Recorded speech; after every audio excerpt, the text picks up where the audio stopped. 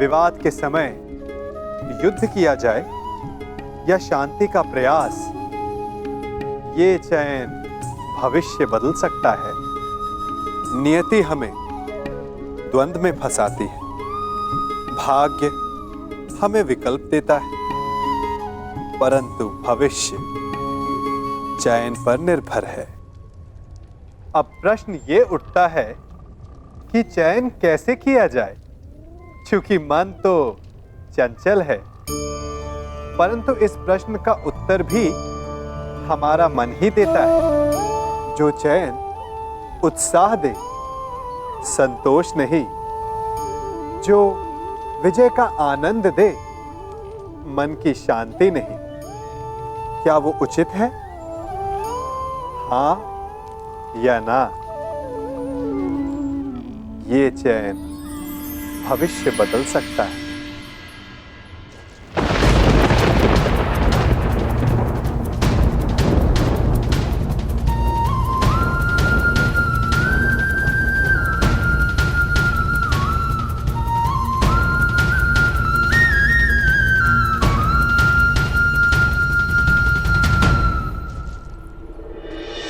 पांचाली,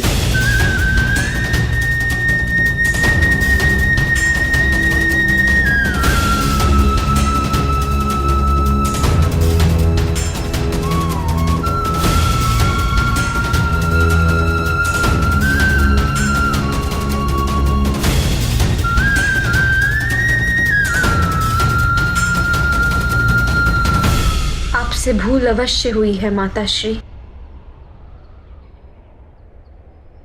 परंतु इस भूल को मैं नियति समझकर स्वीकार करती हूं।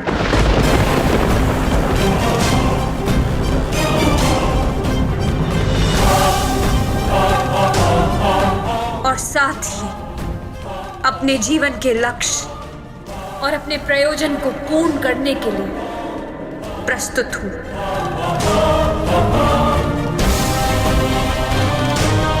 मैं आपके 5 पुत्रों से विवाह करूंगी।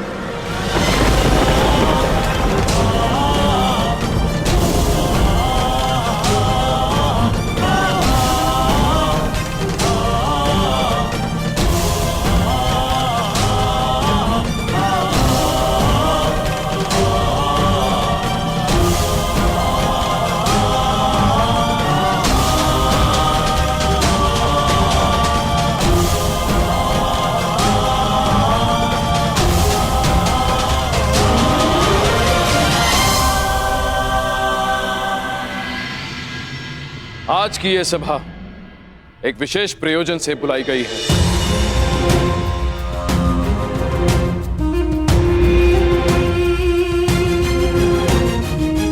मुझे अनुभव होता है कि युवराज दुर्योधन को सम्राट पद पर बैठाने का समय आ गया है।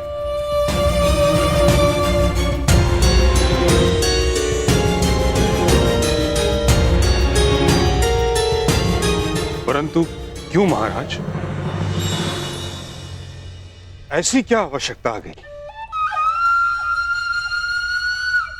सबसे बड़ी समस्या समय की है ताछरी। कल रात्रि मैंने एक स्वप्न देखा जिसमें मुझे आभास हुआ कि मेरे संन्यास का समय निकट है। सम्राट जब संन्यास ले तो उत्तराधिकारी को सिंहासन संभालना ही होता है। बड़ी इच्छा थी कि अनुज पांडु का पुत्र, कुरुवंश का ज्येष्ठ पुत्र युधिष्ठिर साम्राज्य संभाले, पर नियति ने उसे हमसे छीन ली।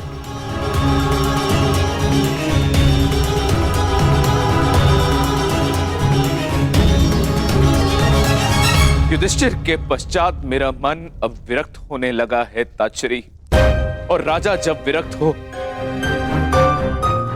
तो उसे सिंहासन त्याग देना ही उचित होता है। बताइए, क्या मेरा यह निर्णय अनुचित था? क्या युधिष्ठिर के काल कलवित हो जाने के पश्चात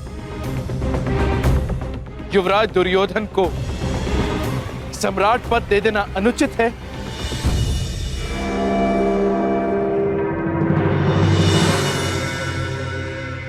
यदि नहीं तो मैं दुर्योधन को सम्राट पद देता हूं।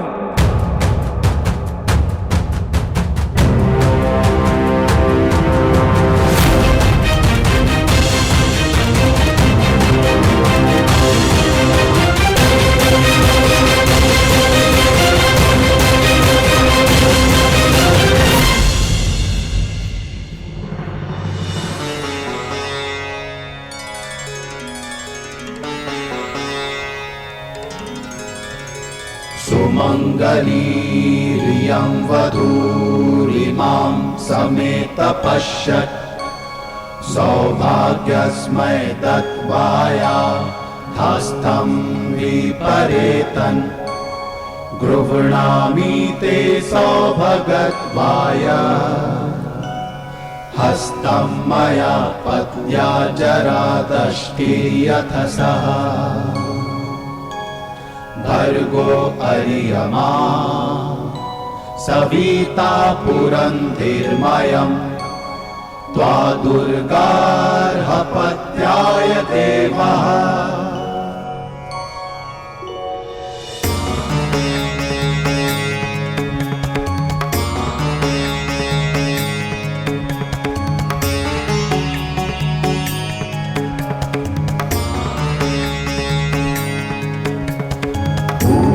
त्वतो नयतु हस्तगृहाश्विना प्रवहतां रथेन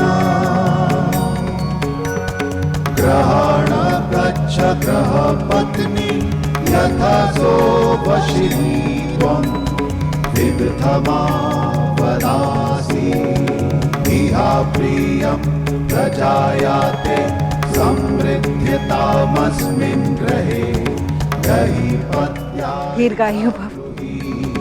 एनापत्या तन्वं संसृजस्वाधा चित्री विदधमा सौभाग्यवती भव।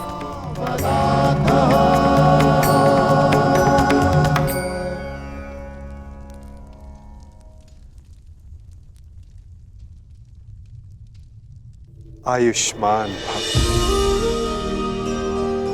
अपने जीवन का प्रयोजन सिद्ध करो। मैं आपसे पहली बार मिला हूं वासुदेव, परंतु न जाने क्यों ऐसा लगता है कि आपकी कृपा सदा रही है। हम अपने जीवन की यात्रा का प्रारंभ करने के लिए प्रस्तुत हैं वासुदेव। आशीर्वाद दीजिए और विदा भी। सहयात्री आशीष नहीं देता, साथ देता है पार। यात्रा तुम्हारी नहीं, हमारी प्रारंभ होने वाली है। मैं आपका तात्पर्य समझा नहीं वासुदेव। अग्नि वायु से विदा नहीं लेती, चूंकि दोनों का संगम ताप उत्पन्न करता है। जल धारा से विदा नहीं लेता, चूंकि उसे पुनः धारा से मिलना होता है। जिन्हें बार बार मिलना है वो विदा नहीं लेते। अर्थात मुझसे विदा ना लो पार, अगले मिलन की तैयारी करो।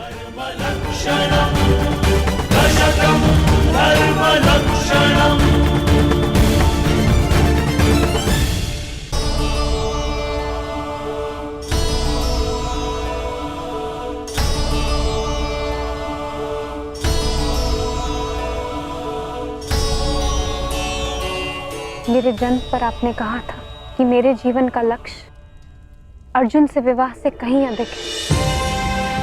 आज मुझे ये अनुभव हो रहा है कि वो लक्ष्य निकट है।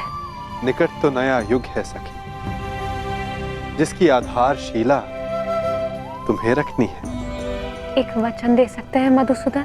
बिना जाने वचन कैसे दे सकता हूँ?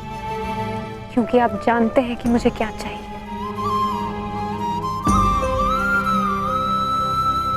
वचन देता हूं। कि मैं तुम्हारे साथ रहूं ना रहूं, परंतु तुम्हारे साथ सदा रहूंगा।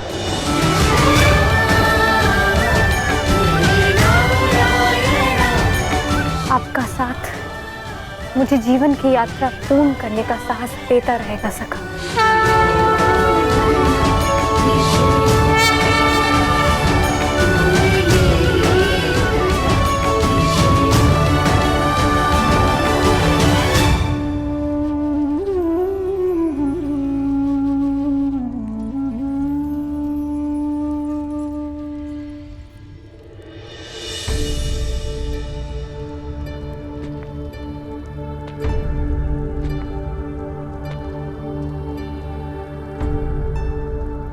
मुझे अपनी भूल का पश्चाताप हो रहा है। इसका क्या तारण है? धरा से उत्पन्न फल को अंततः धरा पर गिरना होता है बुआश्री। प्रत्येक शब्द और प्रत्येक कर्म अपने परिणाम साथ लाते हैं। समय लगे, परंतु वो परिणाम इसी धरा पर, इसी जन्म में भोगने होते हैं। आपने भी अज्ञातवास बहुत भोग लिया बुआश्री। अब समय आ गया है कि आपका और आपके पुत्रों का परिचय संसार के समक्ष ले आया जाए।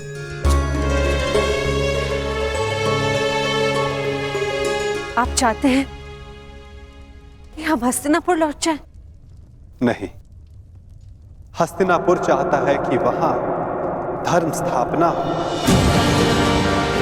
हस्तिनापुर आप सबको पुकार रहा है वो, और धर्म रथ के 5 चक्र आपके पास है। हस्तिनापुर लौटने का समय हो गया है बुआश्री।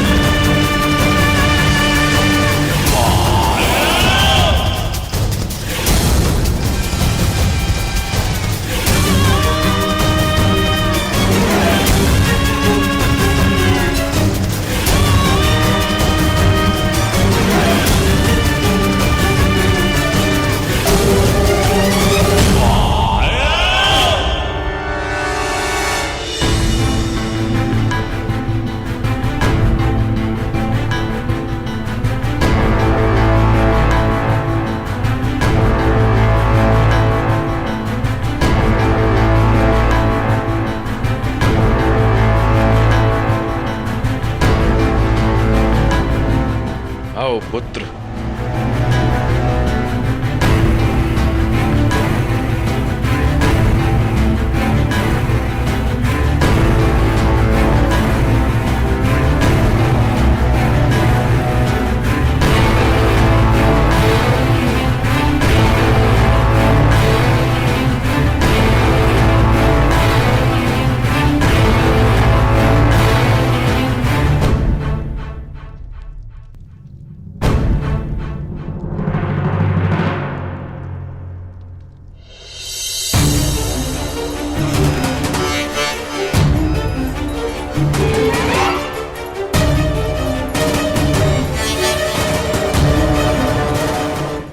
हम दोनों ही जानते हैं कि पांडव अभी जीवित हैं, और यदि दुर्योधन को सम्राट बनते देखना चाहते तो ये सत्य किसी को ज्ञात नहीं होना चाहिए।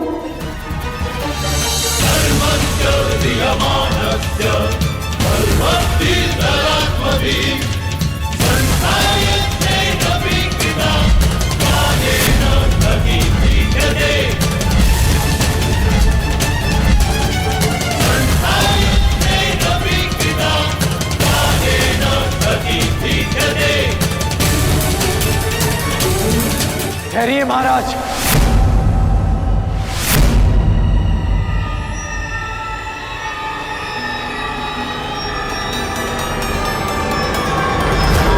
ये राज्याभिषेक नहीं हो सकता।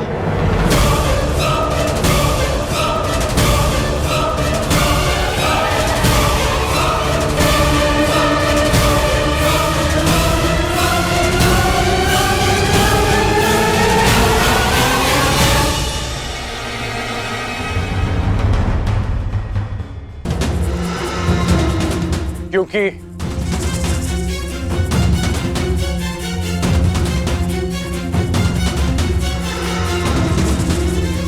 कुमार युधिष्ठिर अभी जीवित हैं।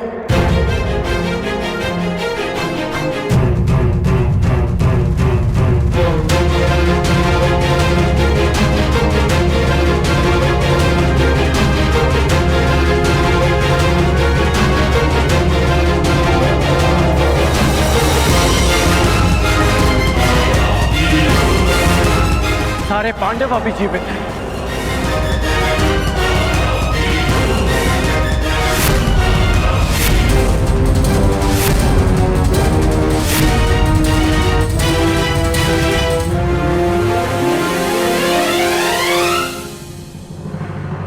बस कर्ण, ये क्या कह रहे हो तुम?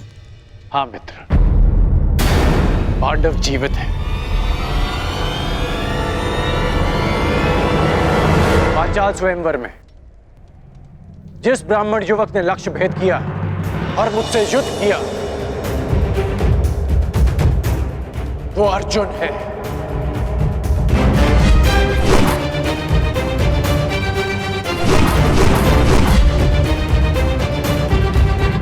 और जिस ब्राह्मण ने वृक्ष उखाड़ कर तुमसे युद्ध किया वो भीम।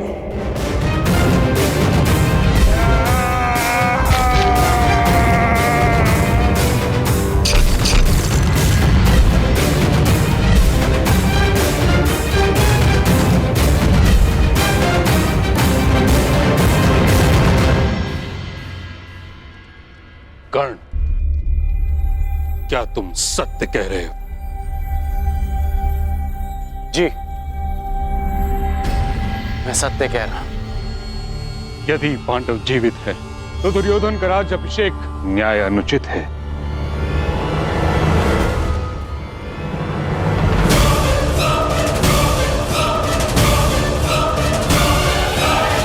ना ही उसे राजपद देना।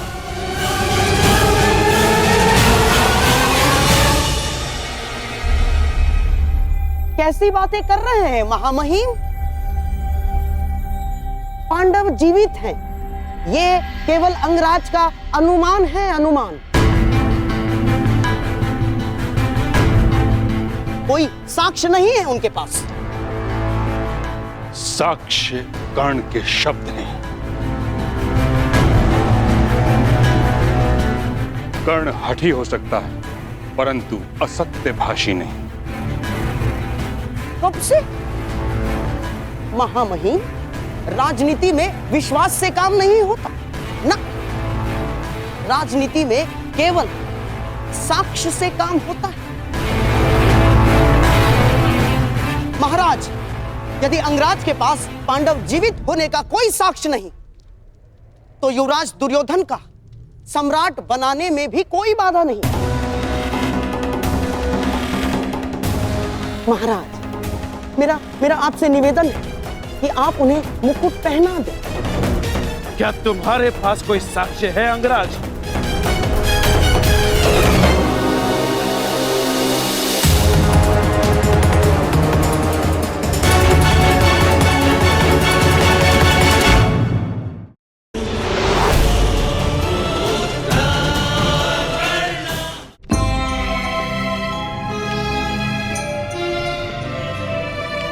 समय सर्वशक्तिशाली है परंतु सत्य उससे भी अधिक बलवान। हम सब कभी ना कभी, कहीं ना कहीं, किसी ना किसी भय से सत्य को छुपाने का प्रयास करते हैं और यही कहीं ना कहीं सबसे बड़ा अधर्म हो जाता है। जिस प्रकार ज्वालामुखी अंततः भूमि का बंधन तोड़कर बाहर आ जाता है, उसी प्रकार सत्य भी एक दिन सामने आ ही जाता है। चूंकि नियति सत्य को समक्ष लाने का मार्ग ढूंढ ही लेती है।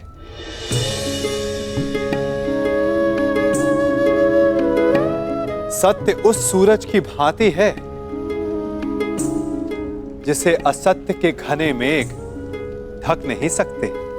नियति नामक वायु असत्य के घने मेघ को हटा के सत्य के सूरज को प्रकाशित कर ही देती है। असत्य रूपी अधर्म पर सत्य रूपी धर्म की विजय निश्चित है।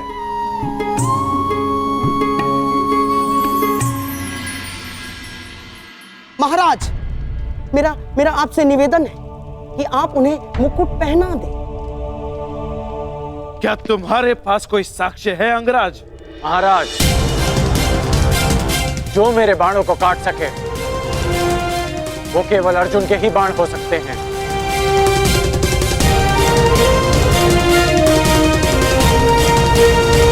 और जो मित्र दुर्योधन को ललकार सके वो केवल भीम ही हो सकता है। ये भी केवल तुम्हारा अनुमान है कर्ण। मैं साक्ष्य की बात कर रहा हूं। कभी कभी अनुमान भी सत्य सिद्ध होते हैं महाराज। मेरा प्रश्न ये है विदुर, यदि पांडव जीवित हैं तो वो अभी तक हस्तिनापुर क्यों नहीं आए? इतने समय तक छिपे क्यों रहे? क्या कोई उत्तर है तुम्हारे पास?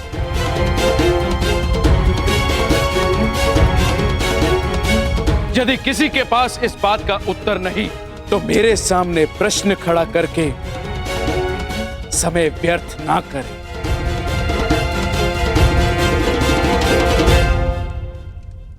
तो मेरा निर्णय है कि दुर्योधन का राज्य अभिषेक होगा।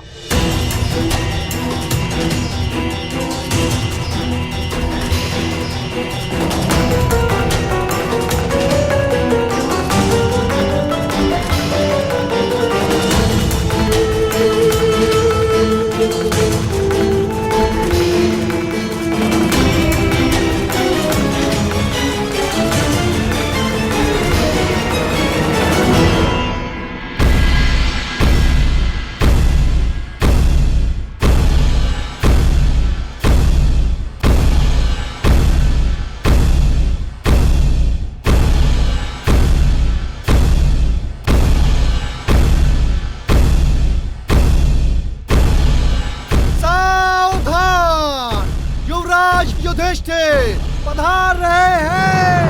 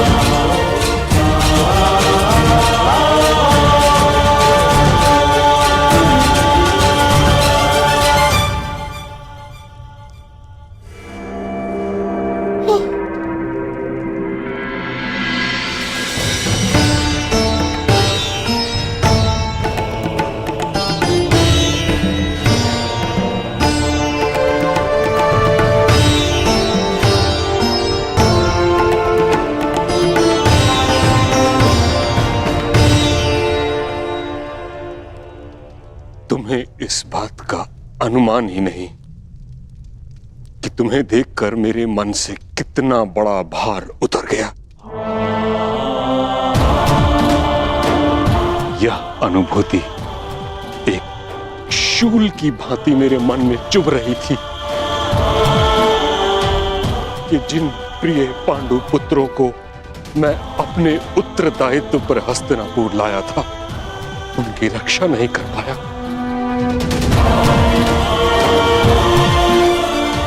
इस समय तुम सबको सकुशल देखकर तुम अनुमान नहीं लगा सकते कि मुझे कितनी प्रसन्नता हो रही।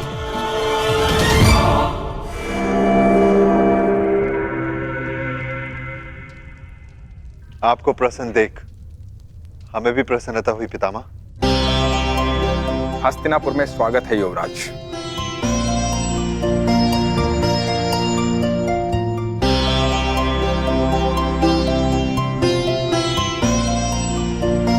धन्यवाद विदुर काका श्री।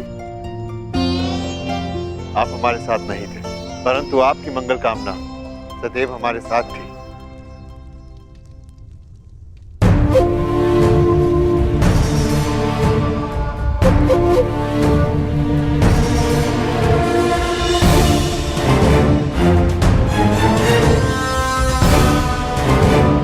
मेरे पुत्रों, ईश्वर की महान कृपा है कि तुम सब सकुशल हो। अब मैं मृत्यु उपरांत अपने भ्राता पांडु को अपना मुख दिखा सकूंगा। पिताश्री को सदैव अपने ज्येष्ठ भ्राताश्री पर गर्व रहेगा महाराज। अर्णावत में आपके पुत्र दुर्योधन ने जो हमारे स्वागत के प्रबंध किए हैं, हम कभी नहीं भुला सकते।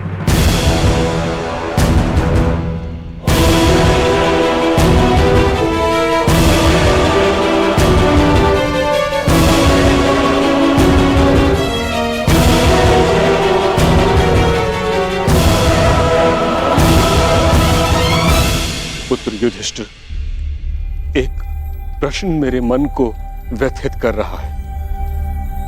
तुम सब जब वर्णावत की दुर्घटना में सुरक्षित थे तो हस्तिनापुर क्यों नहीं चले आए?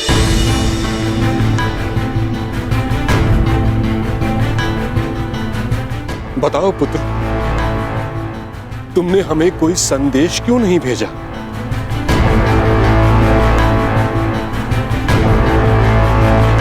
युधिष्ठिर, इतना मैं जानता हूं कि भयभीत तुम किसी से हो नहीं और असत्य तुम कहोगे नहीं।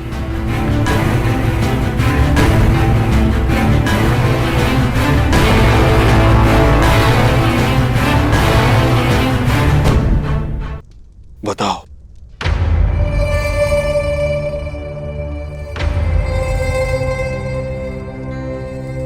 हम आपको कष्ट नहीं देना चाहते थे पितामह,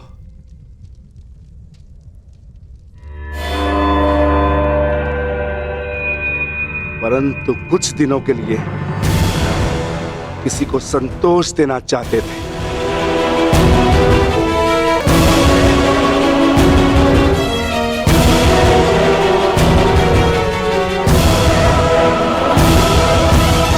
भीम का तात्पर्य यह है कि हम माता श्री को संतोष देना चाहते थे,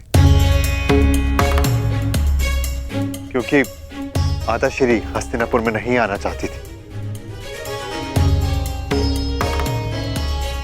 परंतु क्यों? पुत्री कुंती के मन में यह विचार क्यों आया? क्योंकि मैं चाहती थी मेरे पुत्र सामान्य जीवन जिए।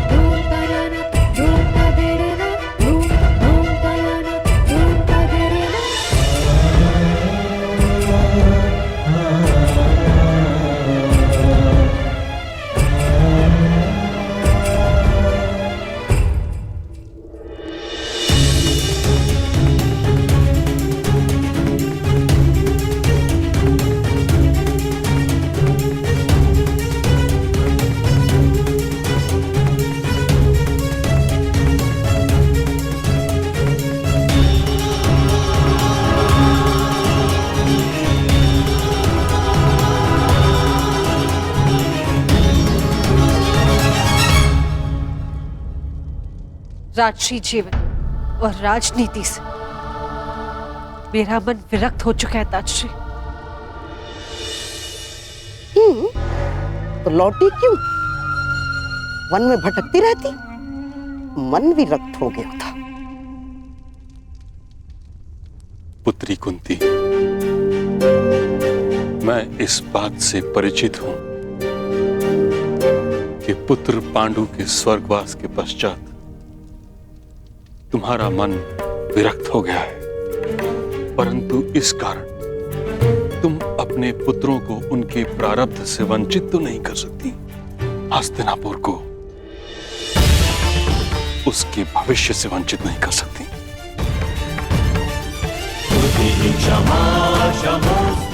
कुंती पुत्री, सिंह बछड़े की भांति नहीं जी सकते, उन्हें वन का राजा बनना ही होता है।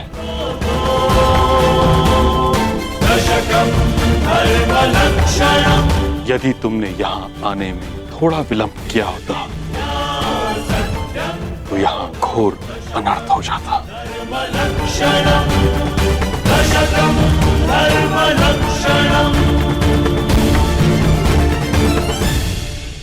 मैं अपने पुत्र को अनर्थ से दूर रखना चाहती थी, इसलिए हम नहीं लौटे ताजश्री। जब तक भीष्म जीवित है, मेरे पुत्रों का कोई अनर्थ नहीं हो सकता।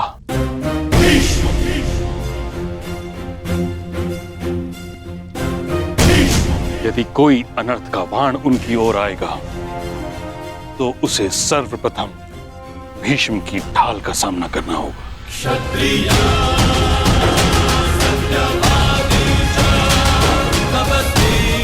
अंत भला तो सब भला। हस्तिनापुर अपने भविष्य का स्वागत करता है।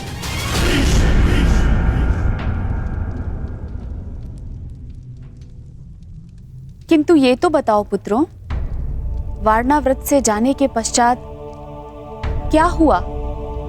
कहाँ रहे तुम लोग?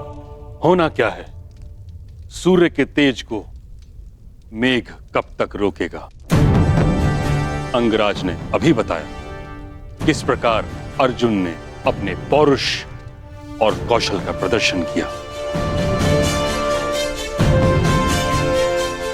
और स्वयंवर में पांचाली को जीत लिया।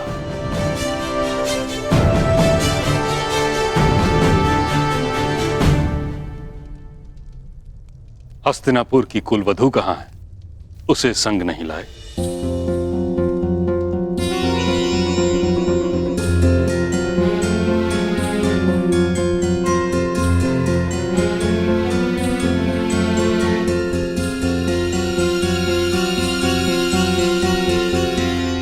देवी पांचाली, पितामह तुमसे मिलना चाहते हैं।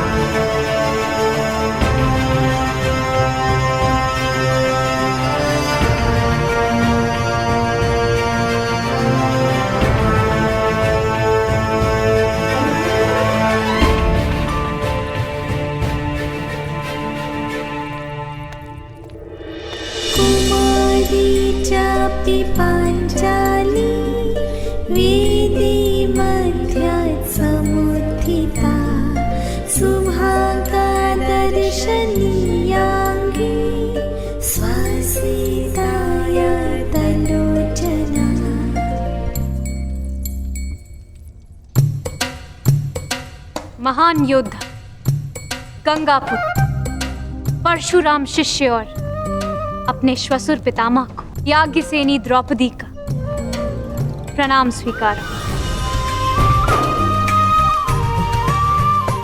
अपने परिचय के लिए जिन शब्दों का चयन तुमने किया है यज्ञसेनी, उससे तुम्हारे गुण, तुम्हारा ज्ञान, बड़ों का आदर और तुम्हारे चरित्र की श्रेष्ठता सिद्ध होती है।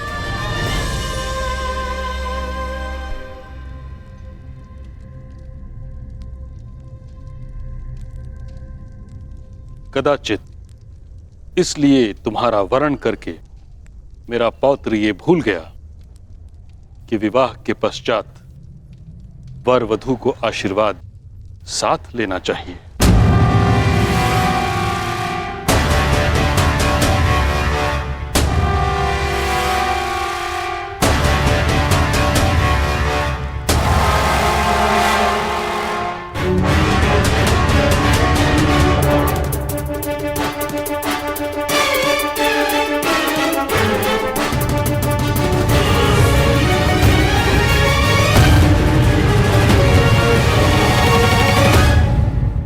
के पश्चात वर वधू को आशीर्वाद साथ लेना चाहिए।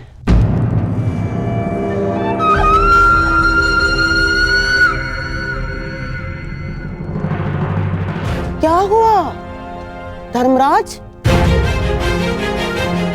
आपका मुख मलिन क्यों हो गया?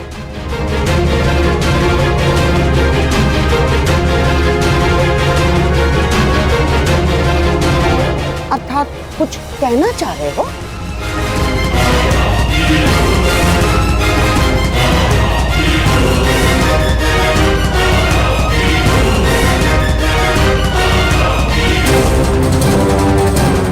अर्जुन, आशीर्वाद लेने के लिए आगे नहीं बढ़ोगे?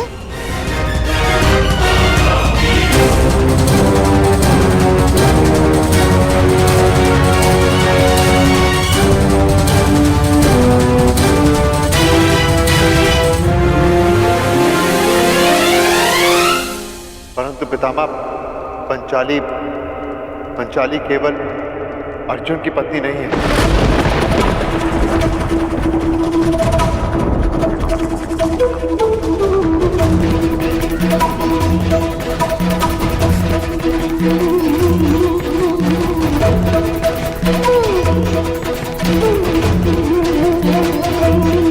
ये कैसा उपहास है पुत्र?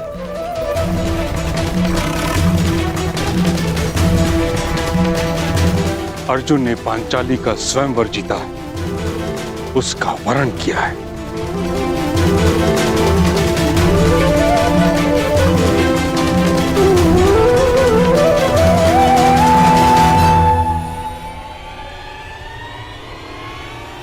परंतु पंचाली से हम पांचों ने विवाह किया।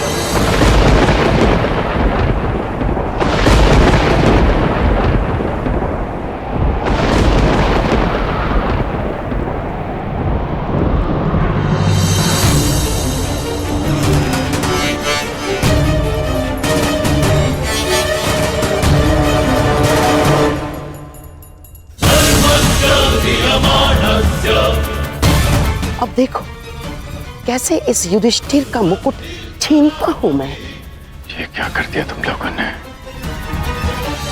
ये क्या कर दिया?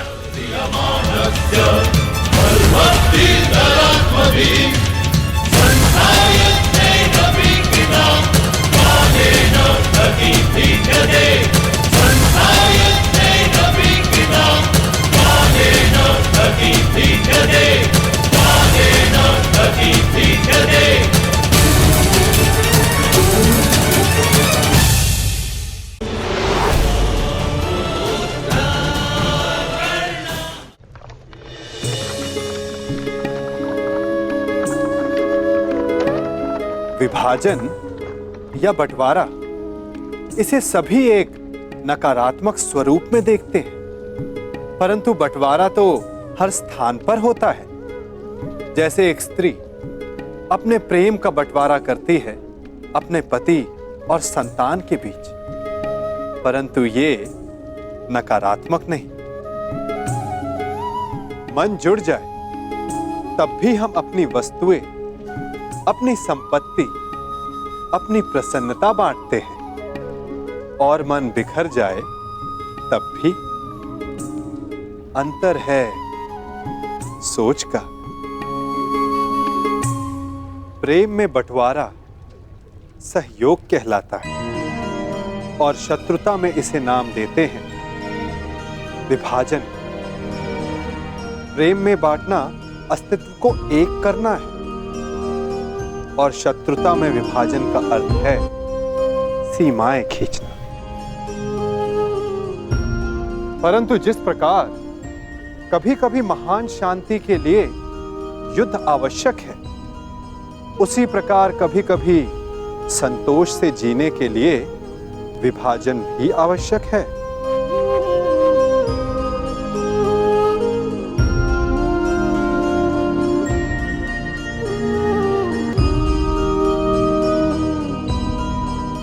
इस पात्र को देख रहे हैं, इसमें दरार आ गई है।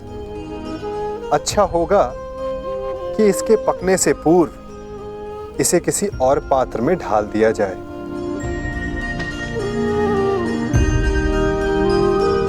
अन्यथा यदि ये पक गया तो किसी काम का नहीं रहेगा। वैसे विभाजन तो तभी हो जाता है जब मन से एक दूसरे के लिए आदर समाप्त हो जाए।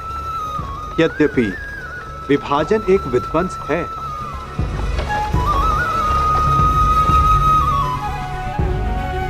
परंतु नव निर्माण के लिए कभी कभी इसकी आवश्यकता होती है।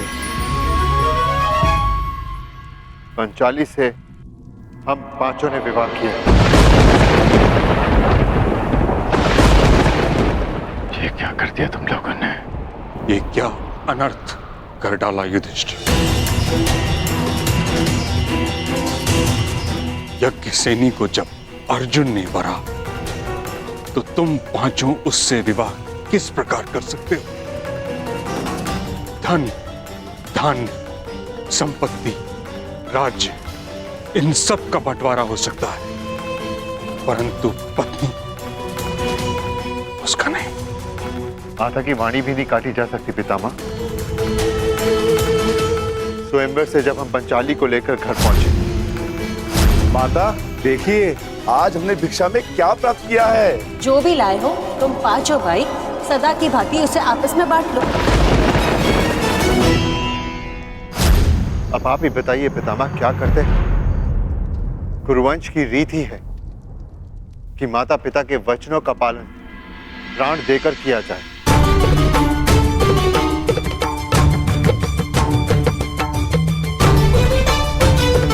एक माता 5 पुत्रों को जन्म दे, यह नीति संगत है, परंतु एक स्त्री से 5 पुरुष विवाह नहीं कर सकते।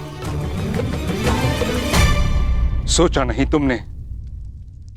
प्रजा को जब ज्ञात होगा तो क्या उदाहरण लेगी तुमसे? राजा और युवराज प्रजा के लिए प्रेरणा का स्रोत होते। तुम ये कैसे भूल गए कि तुम हस्तिनापुर के युवराज हो? युवराज? महामहिम, कैसी बातें कर रहे हैं आप? युवराज वो नहीं होता जो मस्तक पर मुकुट धारण करता है। युवराज तो वो होता है जो प्रजा का उत्तरदायित्व धारण करता है, और प्रजा का उत्तरदायित्व भूलकर कितने समय तक अज्ञात रहने वाला कैसा युवराज?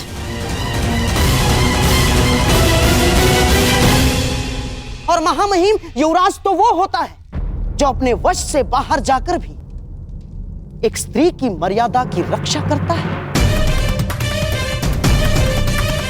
और हां, जिसने एक ही स्त्री को 5 पुरुषों से विवाह करने के लिए विवश कर डाला, वो कैसा युवराज महामहिम? क्षमा चाहती हूँ गांधार नरेश, यूं भरी सभा में बड़ों के समक्ष बोलना कुलवधू की मर्यादा नहीं, परंतु एक पति का अपमान सहना भी एक पत्नी का धर्म नहीं। मुझे इस विवाह के लिए किसी ने विवश नहीं किया। आर्य अर्जुन के अतिरिक्त शेष पांडव भाई संन्यास को तत्पर थे। मैंने ये विवाह स्वेच्छा से किया है, विवश होकर नहीं। अपनी इच्छा से मैं नहीं मान सकता याज्ञसेनी।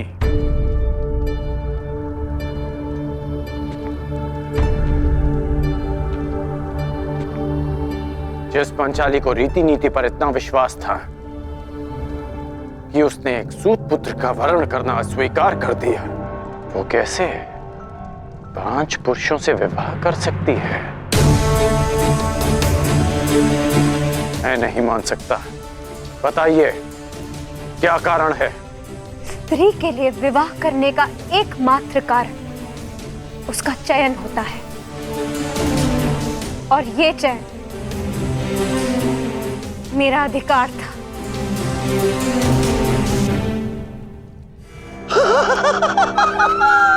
अद्भुत, अद्भुत! हस्तिनापुर का युवराज हस्तिनापुर को कलंकित कर देने वाले कर्म का पक्ष ले रहा है, और कुल को कलंक देने वाली कुलवधू उसे उचित चयन और उचित अधिकार सिद्ध कर रही है। महामहिम, क्या लगता है आपको, क्या ऐसे व्यक्ति को हस्तिनापुर का सम्राट बना देना हस्तिनापुर के हित में होगा?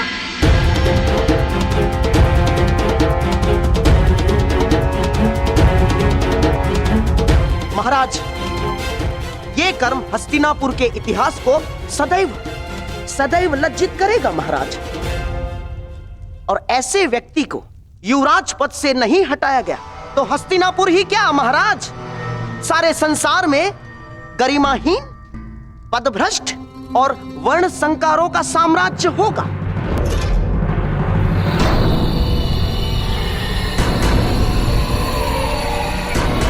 युधिष्ठिर, तुम तो धर्म के प्रतीक हो पुत्र, मुझे तुमसे ऐसी आशा न थी।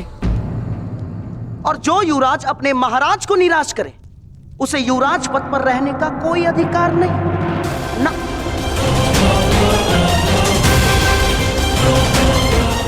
कौन अधिकारी है और कौन षड्यंत्रकारी, इसकी व्याख्या की जाएगी तो गूंज गांधार तक जाएगी मामाश्री। युवराज पद ज्येष्ठ भ्राताश्री को दान में नहीं मिला, अपने पौरुष, पराक्रम और बल से अर्जित किया है हमने। हस्तिनापुर के युवराज होने का अधिकार केवल और केवल ज्येष्ठ भ्राता श्री युधिष्ठिर का है।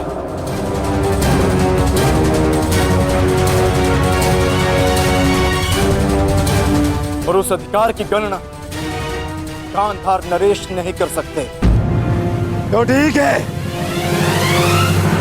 इसकी व्याख्या हस्तिनापुर का वर्तमान युवराज करेगा।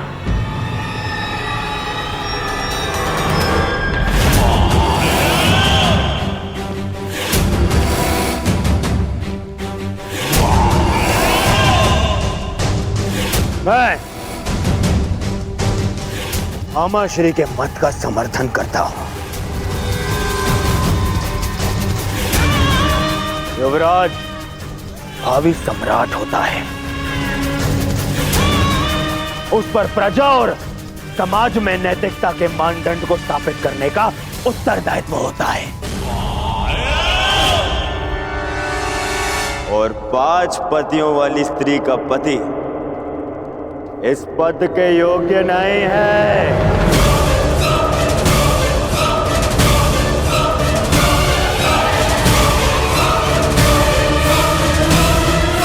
और 5 पतियों वाली स्त्री का पति इस पद के योग्य नहीं है। बस दुर्योधन, बस! मैं तुम्हें सावधान करता हूं दुर्योधन। भ्राताश्री और पांचाली के विषय में एक भी अपशब्द कहा तो ये राजसभा यही युद्ध भूमि में परिवर्तित हो जाएगी।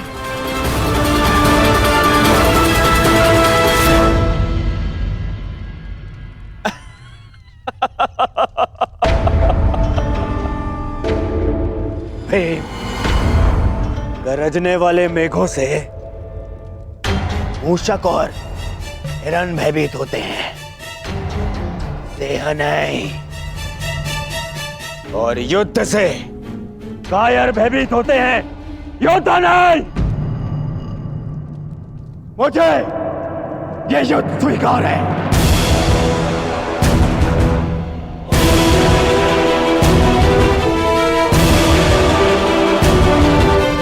हस्तिनापुर का भविष्य कौन होगा, कदाचित उसका निर्णय युद्ध से ही होगा।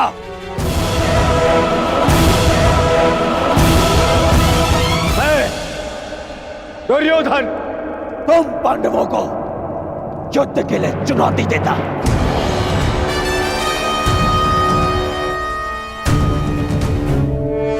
अब हस्तिनापुर का सम्राट वही होगा जो ये युद्ध जीतेगा।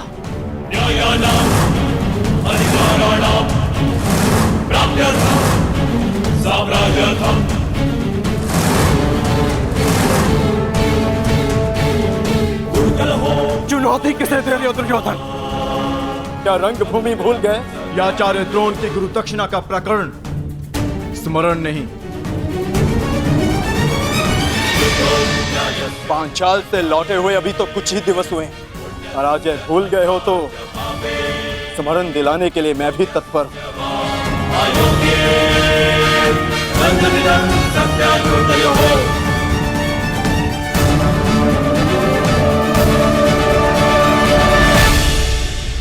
यदि ऐसा है तो तुम भी मत भूलना अर्जुन, कि रंगभूमि का हमारा द्वंद्व विशेष है।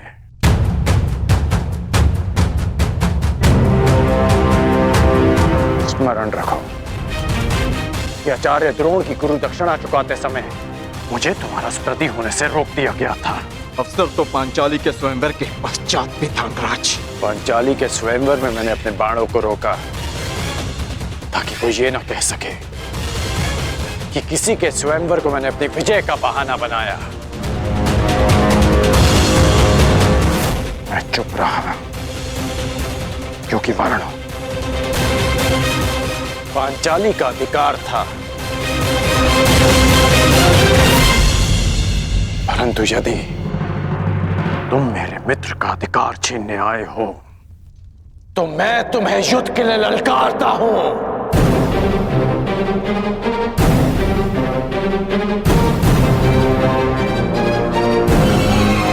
संसार भी तो देखे कि सबसे बड़ा धनुर्धारी कौन है।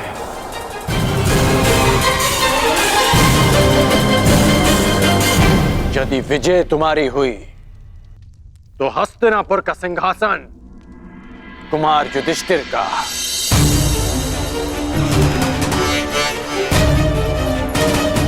परंतु यदि तुम पराजित हुए तो तुम दोबारा हस्तिनापुर की ओर मुख नहीं करोगे।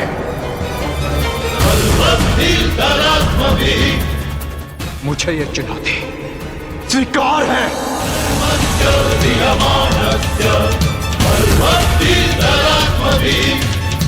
तो हम कहां पीछे हटने वाले हैं? युद्ध अभी हो। बस, राज्यसभा की एक मर्यादा होती है, उसका उल्लंघन उचित नहीं।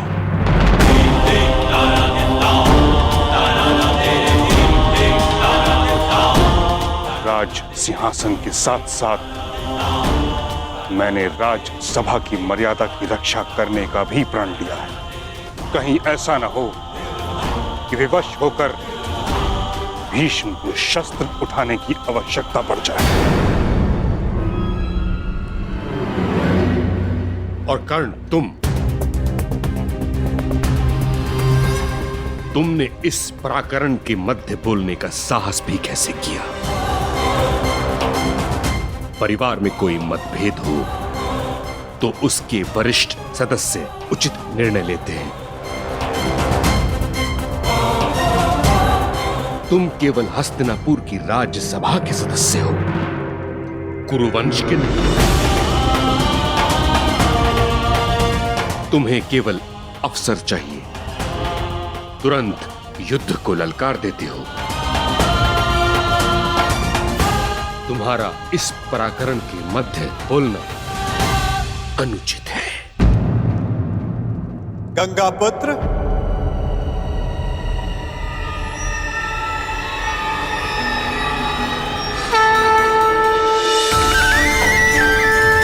कृष्ण गोविंद हरे मुरारी, हे नाथ नारायण वासुदेव।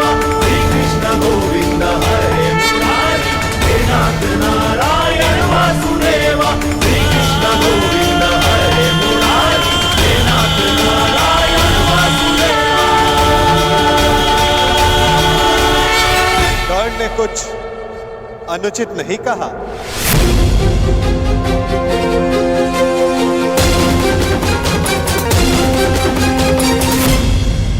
कर्ण ने कुछ अनुचित नहीं कहा।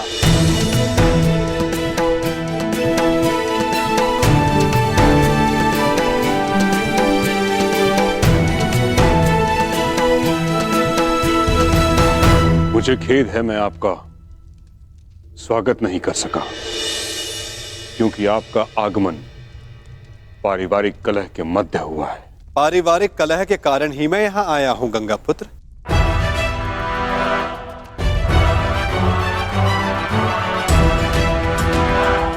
क्या मैं इसी परिवार का भाग नहीं? परंतु जो आपने कहा वह इस परिवार के हित में नहीं है। किसमें किसका हित है, किसका अहित, ये तो व्यक्तिगत चयन पर निर्भर करता है ना गंगापुत्र।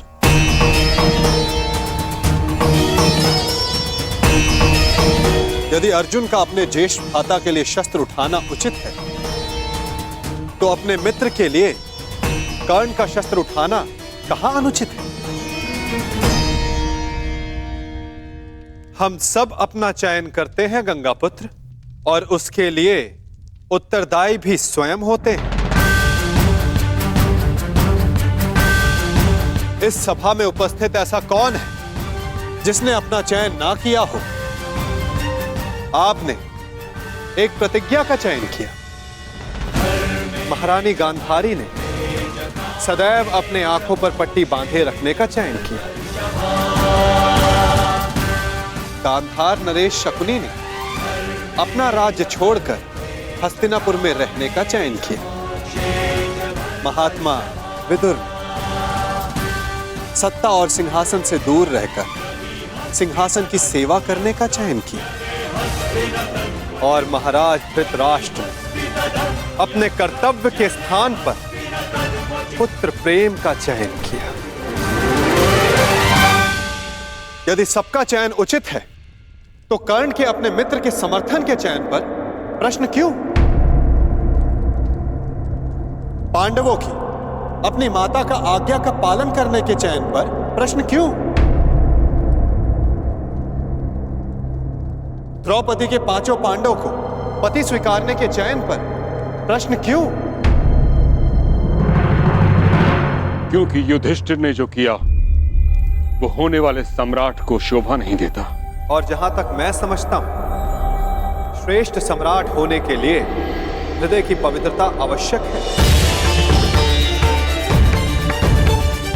यदि युधिष्ठिर का हृदय पवित्र ना होता, तो वो अपनी माता के वचन को एक उपहास समझकर टाल देते।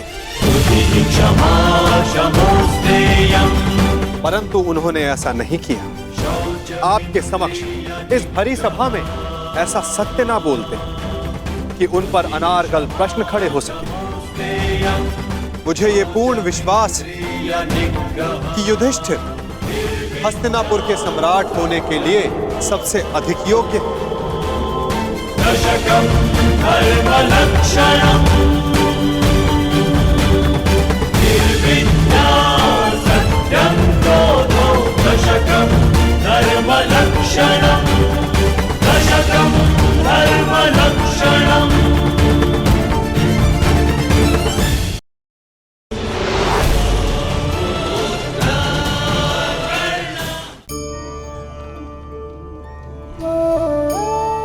कभी कुछ पाने की कामना की है?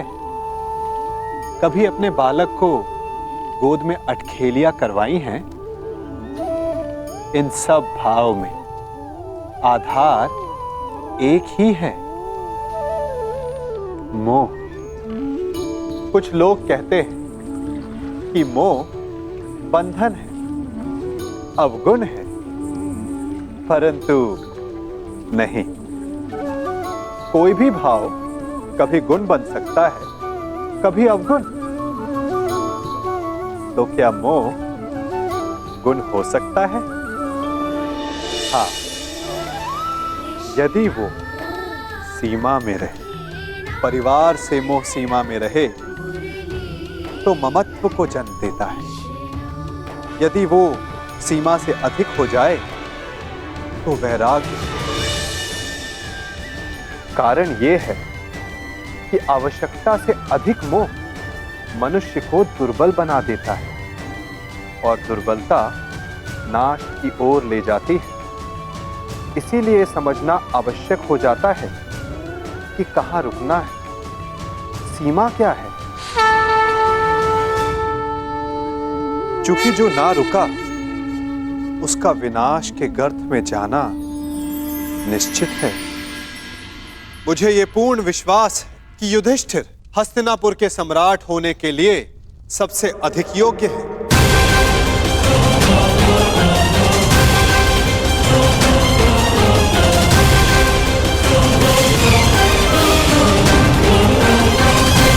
क्षमा चाहता हूं वासुदेव, क्षमा चाहता हूं, परंतु आपके ये दिव्य वचन, आपके ये महान दार्शनिक प्रवचन महामहिम को समझा सकते हैं, महाराज का मन भी परिवर्तित कर सकते हैं, परंतु प्रजा और समाज वासुदेव, उनके सामने युधिष्ठिर के इस पाप को पुण्य कैसे सिद्ध करेंगे?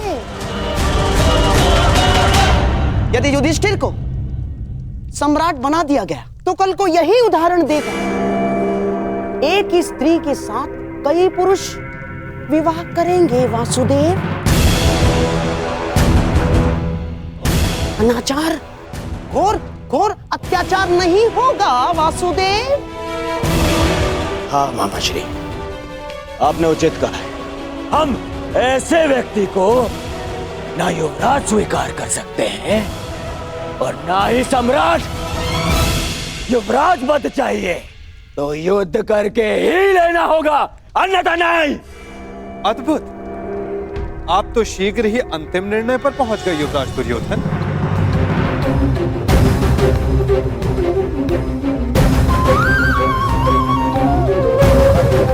युद्ध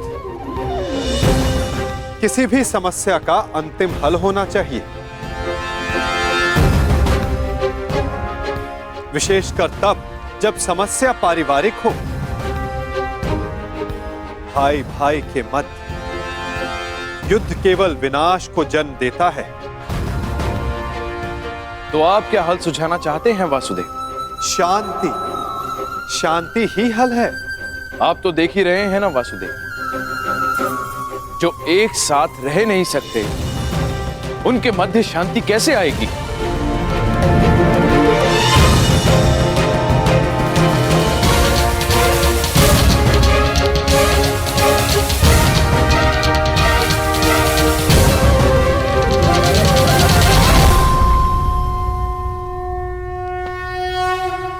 विभाजन से, विभाजन से, विभाजन से, विभाजन।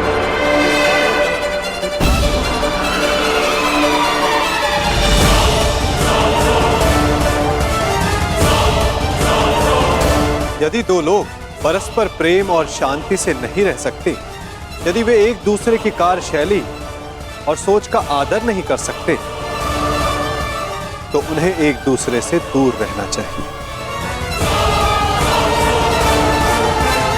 इसीलिए मेरा सुझाव है कि हस्तिनापुर का विभाजन कर दिया जाए। असंभव!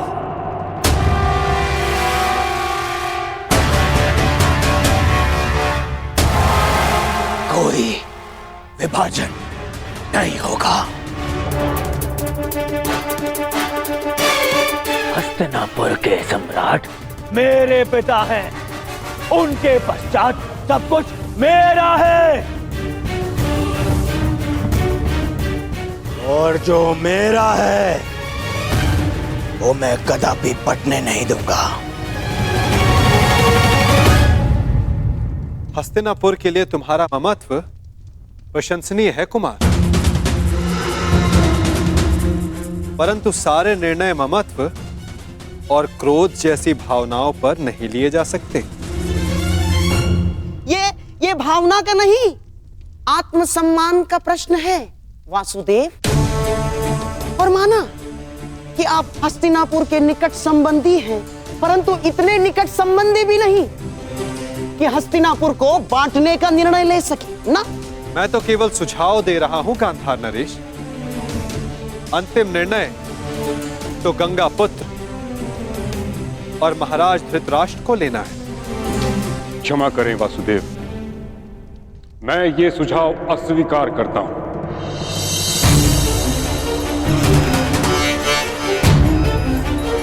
मैंने इच्छा मृत्यु का संकल्प इसलिए नहीं लिया था कि हस्तिनापुर को बढ़ते देखूं। महाराज धृतराष्ट्र और महाराज पांडु के सभी पुत्र कुरुकुल की संतान हैं। कुरुकुल हस्तिनापुर यदि वृक्ष है तो ये उसकी शाखाएं हैं। हस्तिनापुर का अंग भंग होते हुए मैं नहीं देख सकता। तो फिर दूसरा सुझाव वही है जो आपको स्वीकार नहीं गंगापुत्र, जो कर्ण ने दिया है कि अर्जुन युधिष्ठिर की ओर से युद्ध करे और कर्ण दुर्योधन का प्रतिनिधित्व करे। जो विजयी हुआ, सम्राट पद उसका, हस्तिनापुर उसका, राज्य उसका।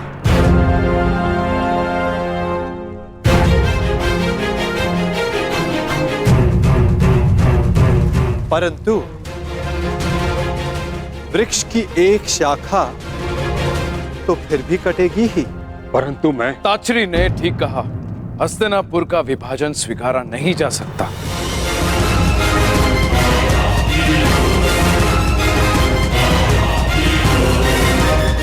यदि दो योद्धाओं का द्वंद्व सम्राट के चयन का निर्णय कर सकता है तो हस्तिनापुर को विभाजन की आवश्यकता नहीं।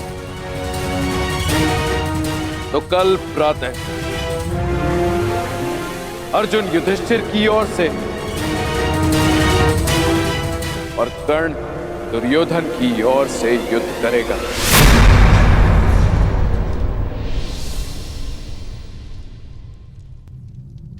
और निर्णय होगा कौन हस्तिनापुर का सम्राट बनेगा।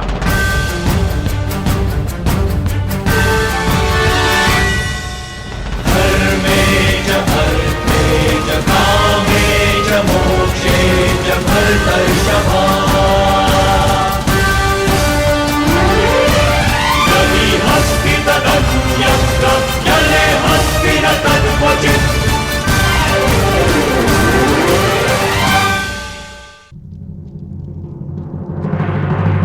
आपने अच्छा किया पिताश्री, जो उस वासुदेव के बिछाए जाल में नहीं फंसे और विभाजन के सुझाव को स्वीकार नहीं किया। अब कल प्रातः कर्ण के बाण उस अर्जुन के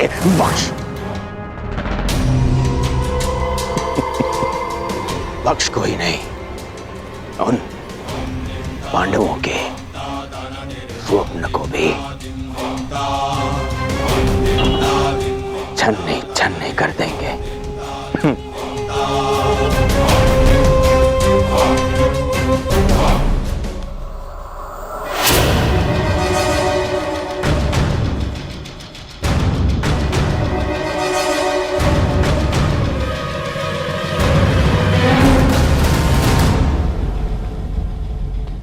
क्या विचार कर रहे हो?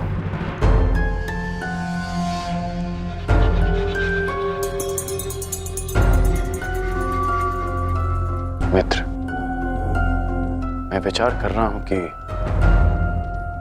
वासुदेव का सुझाव उचित है।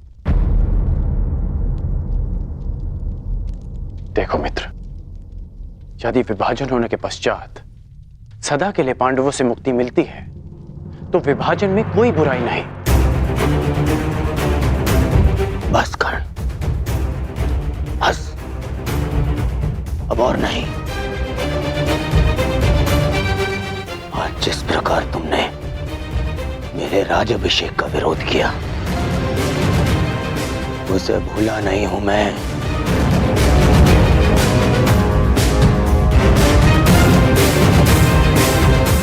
मित्र, मैंने वही किया जो सत्य की मांग थी। सत्य? हाँ।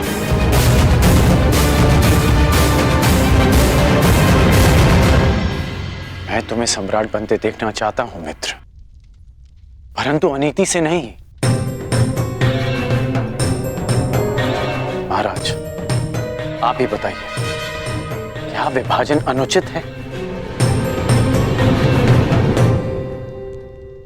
कर्ण यथार्थ कह रहा है पुत्र। पांडवों को आधा राज्य देकर तुम्हारे सम्राट बनने का मार्ग कंटक विहीन हो जाएगा।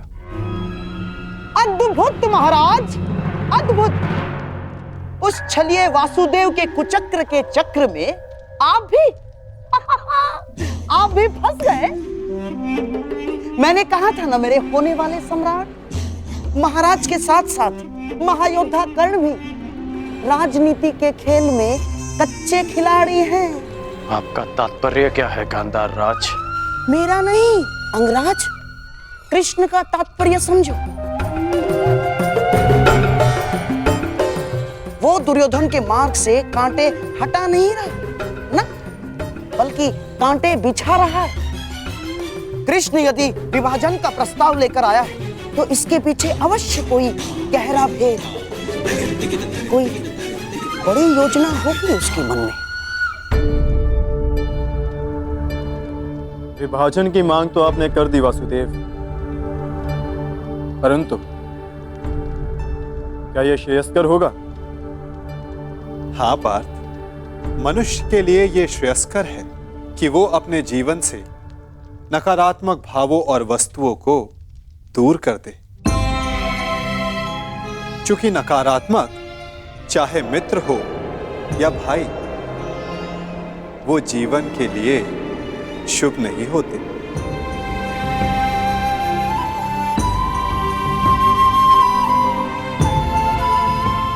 जो लोग हमसे ईर्ष्या करें, हमें आगे बढ़ने से रोके, उन्हें अपने जीवन से दूर कर देना ही श्रेयस्कर है। क्योंकि उनके साथ रहने से हमें वो नहीं मिलता जो हमारे जीवन के लिए सबसे महत्वपूर्ण है, अभी तो कुछ मिलता है तो केवल तनाव। योद्धा और धनुष दोनों के लिए तनाव श्रेष्ठ है ना वासुदेव? तनाव रहित योद्धा विजय प्राप्त नहीं कर सकता, और तनाव रहित प्रत्यंचा बाण संधान नहीं कर सकती।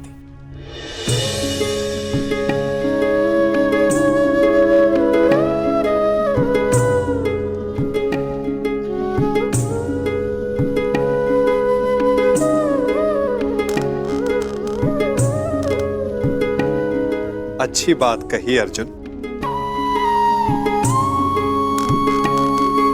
परंतु यदि तनाव सीमा से अधिक बढ़ जाए तो योद्धा टूट सकता है और प्रत्यंचा भी।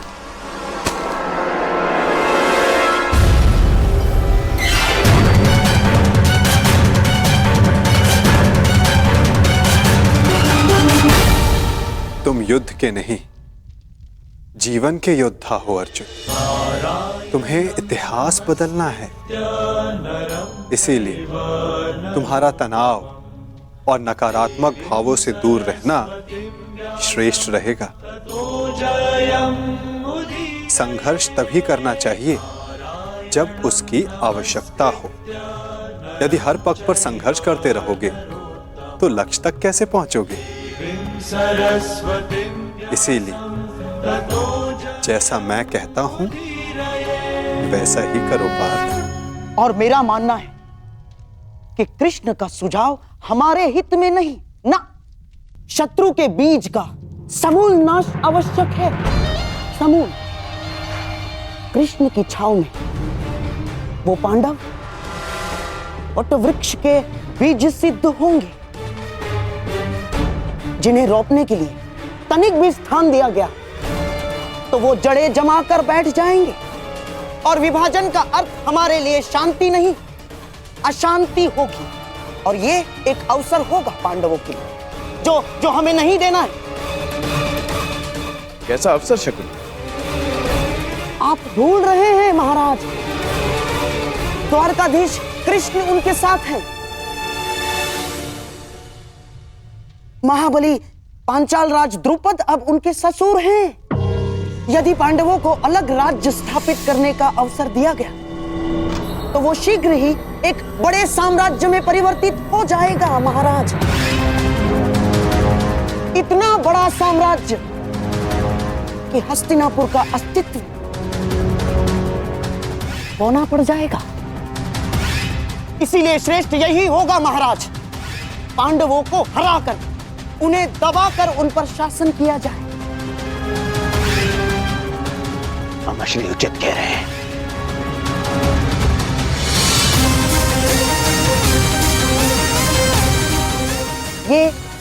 ये संभव है महाराज, यदि अंगराज कर्ण अर्जुन के बाणों से डर ना गए हों।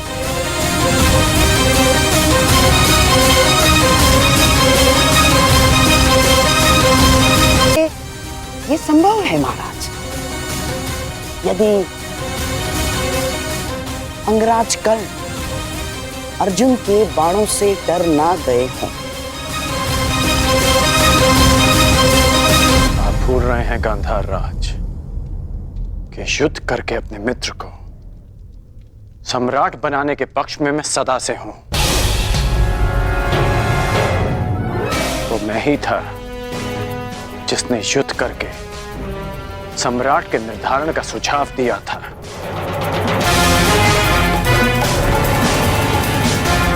और वो मैं ही हूं जो अर्जुन से युद्ध की वर्षों से प्रतीक्षा कर रहा है।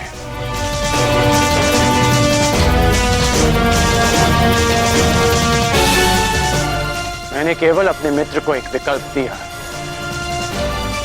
और यदि उसने युद्ध का विकल्प चुना है तो युद्ध होगा।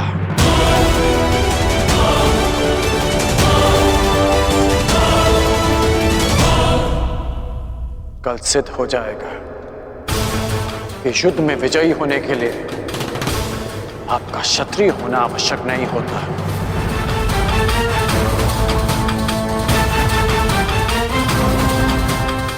और कल ये भी सिद्ध होगा कि समय आने पर एक सूत भी इतिहास रच सकता है। कल मैं उस कर्ण को इतिहास बना दूंगा वासुदेव। अति उत्सुकता ठीक नहीं अर्जुन।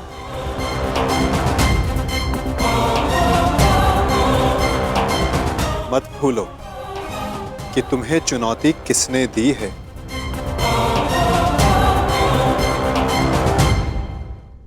कर्ण को कम मत आंकना।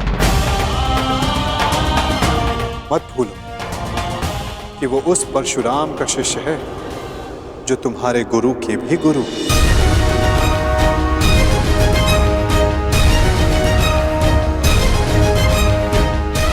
आप किसके पक्ष में हैं वासुदेव? मैं तो सदा धर्म के पक्ष में हूं पार्थ, सत्य के पक्ष में हूं। फिर चाहे सत्य छिपा हुआ क्यों ना हो।